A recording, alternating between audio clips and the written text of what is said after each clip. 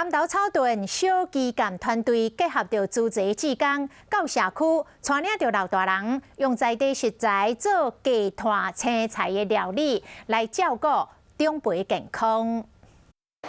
资济志工甲事先传好食材，分予是大人，有特别选择老大人不会发的营养食材，带大家做伙动手来制作熟食。我们有考虑到老年人爱吃较嫩的物件，还要加强他的蛋白质健康。为了照顾好社区的是大人，草屯镇小基感团队即摆开设健康的料理课，先伫咧敦和社区进行，教阿公阿嬷做健康的料理。经过老师的精心设计，那让我们的蔬食更精致，也更达到营养的目的。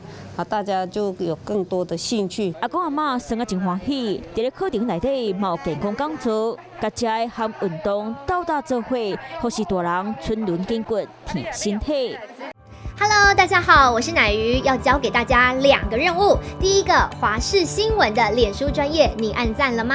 还有华视新闻的 YouTube 频道，赶紧订阅起来，还要记得按赞，开启小铃铛哦。